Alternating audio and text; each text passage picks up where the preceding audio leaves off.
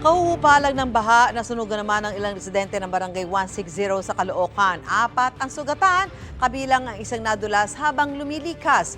May unang balita, si James Agustin. Ganito kalaking apoy ang tumupok sa magkakadikit na bahay sa Libis Baisa sa Barangay 160, Caloocan City. Pasado hating gabi kanina. Itinaas ng Bureau of Fire Protection ay kalawang alarma.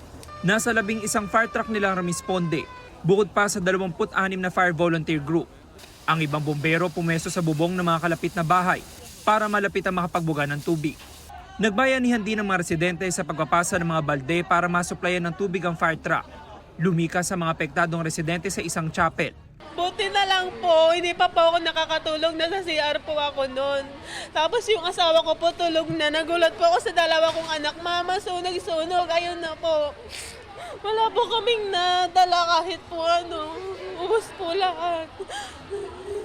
Tulog po kasi kami, yung sumigaw lang po yung kapitbahay, ginising ko din po agad yung mga anak ko. Diretso na po kami para wala na po kami nasalba. Doble dagok para sa mga residente dahil abot bintiraw ang taas ng tubig sa kasagsagan ng malakas na buhos ng ulan kagabi. Paghupa ng baha, sunog naman ang hinarap nila. Binahan na nga kami, tapos yung mga kapitbahay pa namin, nasunugan pa kami lahat. Sobrang hirap po. Hindi namin alam kung paano kami babangon nito. 4 na residente ang naitalang nasugatan. Kabilang dyan si Bridget na nagtamo ng mga sugat sa iba't ibang bahagi ng katawan matapos madulas habang lumilikas. Ibinaba ko yung dalawa kong anak, isila ang inuna ko muna. Pagbalik ko para magsalba sana ng gamit, yung apoy nasa loob na ng bahay. Nalanghap ko na yung makapal na usok na nanggagaling sa kapitbahay din. Nung nagmadali akong lumabas, doon ako na-out balance. Alas 4:15 na madaling araw na tuluyang maapula ang sunog.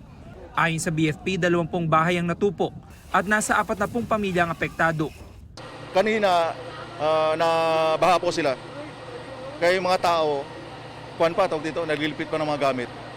Kaya isa yun sa mga naka-pan sa amin, pahirap sa amin sa access. Maraming gamit sa daan. Dikit-dikit po ang bahay. Tapos mixed materials po yung gamit sa bahay. More on wood yung gamit. Isa sa mga tinitingnan ng BFP na posibleng sanhi ng apoy, problema sa electrical wiring. Binaha po sila baka malamang nagkaroon po ng short circuit sa mga outlet nila kasi hanggang baywang daw po ang baha kanina. Nananawagan ng tulong ang mga residenteng nasunugan. Baka pwede niyo po kaming tulungan. Sana po kung sino na naawa sa amin, matulungan kami na makatayo, makabangon po.